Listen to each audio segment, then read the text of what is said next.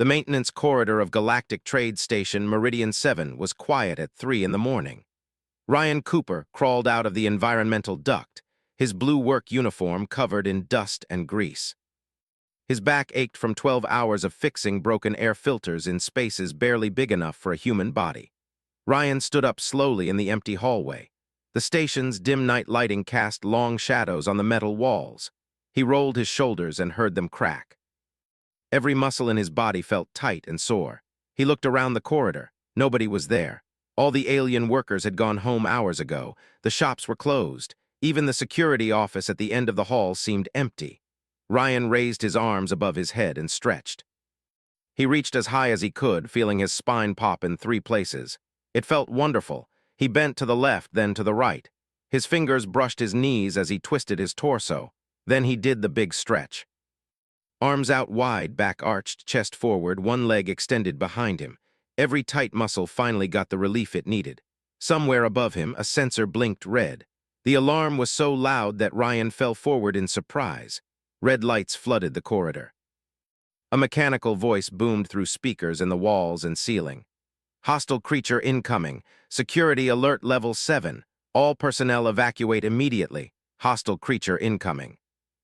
He was alone in the hallway. His heart pounded in his chest. Heavy footsteps echoed from both ends of the corridor. Ryan turned in circles, trying to figure out where the threat was. The alarm kept screaming. The lights kept flashing. 6 security guards rushed into the corridor from different directions. They were all Vrexian, tall insectoid beings with 4 arms and glossy black armor covering their bodies. Each one carried a plasma rifle pointed directly at Ryan. "Do not move," the lead guard clicked in galactic common language. His compound eyes reflected the red emergency lights. Ryan threw his hands up in the air. "What is happening? Where is the creature?" "I am just a maintenance worker. I am human. My name is Ryan Cooper." He kept his hands raised, his voice shaking. "Remain still," the lead guard ordered. He touched a device on his wrist. "Security Chief Zeixther, we have contained the hostile entity in Corridor 17. His antennae twitched as he studied Ryan. "This is the creature that triggered the sensors." Zeixther clicked his mandibles together. "It looks small now." "I have clearance badge number 427. Ryan's voice got higher with each word. "The sensors detected a massive expansion," Zeixther said. He walked around Ryan in a slow circle. "You grew to 3 times your size, your limbs extended in aggressive posture. Classic predator attack behavior. Yes, moving your body to relax your muscles after sitting or working in tight spaces." Ryan slowly lowered his arms, watching the guards tense. "Can I show you? Or we will fire." Their antennae waved in what Ryan had learned meant confusion. Station Administrator Kay Renna arrived next.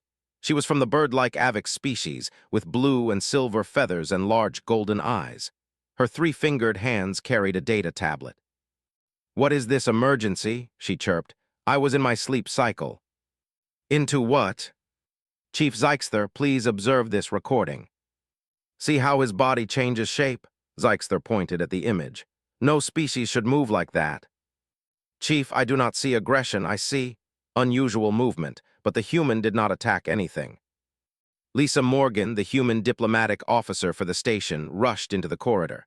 Her brown hair was messy from sleep, and she wore casual clothes instead of her uniform. "What happened? Why are their weapons pointed at Ryan?" she demanded. "Officer Morgan, your colleague triggered our security systems," Kay Renna explained calmly. Lisa looked at Ryan, then at the dozen guards, then at the still flashing red lights. "How exactly did he do that?" "You stretched." Lisa Morgan sat in the station administrator's office with Ryan and 3 very confused alien officials. The red emergency lights had finally stopped flashing, but the tension in the room remained thick. "Let me understand this clearly," Lisa said slowly. "You designed security sensors that cannot tell the difference between a stretch and an attack." The human displayed all 3. "How often do humans perform this stretching behavior?" "Not transformations," Lisa corrected firmly, "just normal body movements. If each one performs these movements 30 times daily, that is over 1,000 potential security alerts." By morning, the entire station knew about the stretching incident. Some aliens found it funny, others found it disturbing. Lisa received a message during breakfast. The station council wanted answers. They had assigned Dr. Velmara, a crystalline species scientist, to study what they were calling the human flexibility problem. She was beautiful in an alien way, her body made of translucent purple crystal that glowed softly from within. She moved in careful, precise steps. "Thank you for meeting with me," Dr. Velmara said. Her voice sounded like wind chimes. "I must understand human movement to prevent future incidents." Chen, who ran a small restaurant. "What do you want to know?" Lisa asked. "Show me this stretching," Dr. Velmara said. She activated a recording device that floated near her shoulder. Ryan stood up and stretched his arms overhead. Dr. Velmara's glow brightened with surprise. "Your arm extended 15 centimeters beyond its resting length," she said. "Does this cause pain?" Chen carefully stretched his neck from side to side. Dr. Velmara's crystal body pulsed with different colors as she watched. "Extraordinary. Each of you moves differently, yet all movements seem natural to your species." Velmara tried to raise her arm higher. It moved perhaps 2 centimeters before stopping. "My body is crystalline. I cannot bend or compress without fracturing." Velmara explained. "They can move their joints, but the joints themselves are limited. Most species in the galaxy have either exoskeletons, crystalline structures, or cartilage-based bodies with minimal flexibility. Humans are extremely unusual," Dr. Velmara confirmed. Over the next week, Dr. Velmara studied every human on the station. She recorded hundreds of movements. She measured joint angles and muscle elasticity. She compared human bodies to 73 other known species. Her findings caused alarm among the station's military personnel. Commander Throck, a large reptilian officer, demanded a meeting with Lisa. His green scales gleamed under the office lights and his yellow eyes showed deep suspicion. "Your species is dangerous," Throck said bluntly. Dr. Velmara's report shows humans can bend, twist, and extend in ways that would be impossible for soldiers of other species. A species with such physical advantages could dominate combat situations. "I am recommending increased monitoring of all human personnel."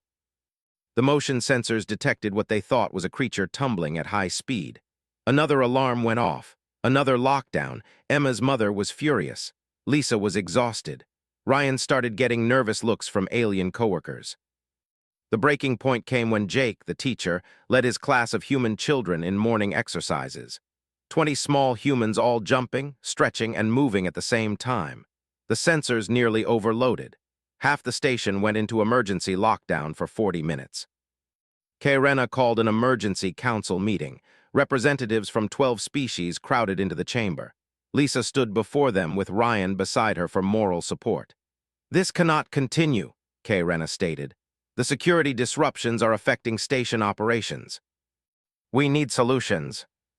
Lisa felt anger rising in her chest, but she kept her voice calm. "Or you could learn about human biology instead of treating normal behavior as a threat. Give us one chance to explain. If you still want us gone after that, we will leave peacefully. After that, we vote." A medical transport would arrive in 4 days carrying Ben Harris, a physical therapist with 20 years of experience. While they waited, Ryan helped Lisa gather materials. They collected human anatomy charts, videos of athletes and dancers, and historical information about human evolution. Dr. Velmara offered to help, fascinated by what she had learned so far. "I have studied 143 species," Dr. Velmara told them. "Humans are the only ones with this combination of features.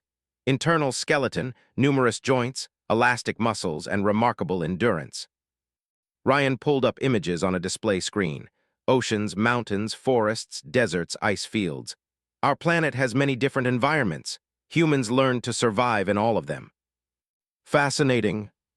So I heard you folks started a diplomatic incident by stretching," Ben said with a smile after Lisa explained everything. "It sounds silly when you say it that way," Ryan muttered. "It sounds silly because it is silly," Ben replied. "But fear often is. Let us help them understand." Lisa walked to the center of the chamber. Her heart pounded, but her voice stayed steady. "Thank you for this opportunity," she began. "Today we will explain human bodies. Not to prove we are superior, but to show we are simply different. I have brought teaching aids to help you understand our anatomy."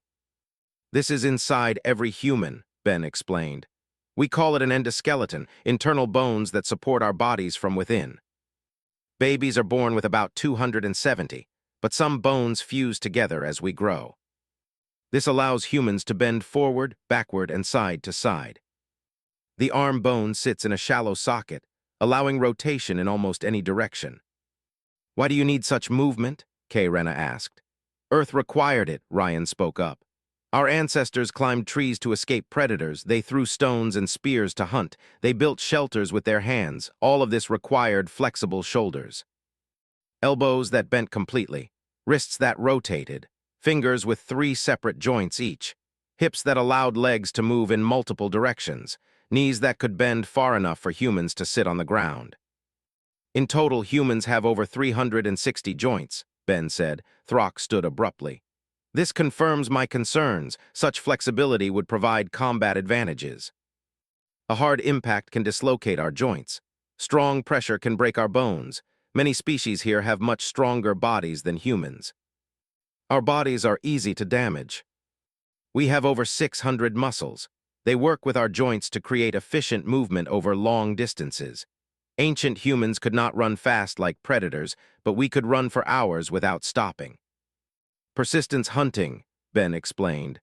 Our ancestors would chase animals until the animals collapsed from exhaustion. It took flexibility, endurance, and the ability to regulate our body temperature through sweating. We can travel farther on foot than most other animals. A brave council member from the silicate species attempted a simple arm raise. With Ben's guidance, the alien managed to extend its arm slightly higher than normal. It feels strange, the council member admitted. Not painful, just unusual. Dr. Kixara and I have been working together, Ben said. We believe some human stretching techniques could help other species with chronic pain or limited mobility. I have treated 3 patients this week using modified human techniques. All 3 reported reduced discomfort in their joints. The idea that human knowledge could help other species changed the mood in the room. The council meeting continued for another hour. Ben answered dozens of questions about human anatomy, movement, and physical health. By the end, the fear in the room had decreased, replaced by curiosity. The council voted to allow humans to remain on the station while they developed new security protocols. 2 weeks later, another human arrived on Meridian 7.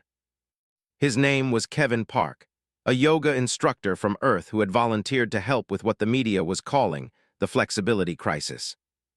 He carried a bag full of yoga mats and wore comfortable exercise clothing. I heard you need someone to teach aliens how to relax, Kevin said when Lisa met him at the docking bay. Something like that, Lisa replied. Though I am not sure how well yoga will translate to non-human bodies. She sent announcements across the station network, expecting maybe 5 or 6 curious aliens to attend. 47 beings showed up. They represented 18 different species. There were insectoids, crystalline beings, gelatinous entities, reptilians, avians, and several species Lisa had never seen before. They filled the room completely, some standing, some floating, some sitting in ways that looked uncomfortable. The most surprising attendee was Admiral Zorkin, the senior military official from the Galactic Defense Coalition. He was a massive being, nearly 3 meters tall, with thick gray skin and small black eyes. He stood in the back corner with his arms folded across his broad chest. Welcome, everyone, Kevin said with genuine warmth. Thank you for coming. I know this is unusual for most of you. I want to see proof. Focus on your breathing. Breathe in slowly, hold, breathe out slowly. Good, Kevin said. Breathing with intention helps reduce stress. Now we will try gentle movement. It builds awareness of your body and improves balance. The Vrexian guards could barely lift their upper arms away from their bodies. The crystalline beings managed small movements before stopping, but everyone tried. Kevin moved through modified poses carefully. He showed a gentle forward bend that most species could not do, so he offered an alternative of simply tilting forward slightly. He demonstrated a seated twist, then helped individuals find ways to rotate their torsos within their body's limits. Doctor. Kixara surprised everyone by flowing easily through several poses. The gelatinous doctor's body adapted naturally to each position. This feels wonderful, Kixara bubbled. My body has been tense from work stress. This releases the tension. Admiral Zorkin asked a question. This breathing technique, the Admiral said slowly, it is making my head feel clearer. Why? It also activates your parasympathetic nervous system, which calms your body's stress response. Aliens who had arrived tense and suspicious left looking relaxed. Several asked when the next class would be held. A Vrexian guard named Tikrex approached Kevin with hesitation. Instructor Park, I have had pain in my lower back for 3 years. The doctors say nothing is wrong, but the pain remains. Today, after your class, the pain is less. They will not make you flexible like a human, but they might reduce your pain. Morning classes for Vrexians, afternoon classes for avian species, evening classes for anyone interested. Commander Throck attended a class in secret using a private room. Ryan happened to walk past and saw the large reptilian attempting a modified warrior pose. Throck's face showed intense concentration. Commander, Ryan said carefully from the doorway. Throck froze, then slowly straightened. His yellow eyes met Ryan's. For a long moment, neither spoke. I have not slept well in 5 years, Throck finally admitted. Military service creates constant stress. Your instructor, Kevin, says these movements can help. My mind feels quieter after these exercises.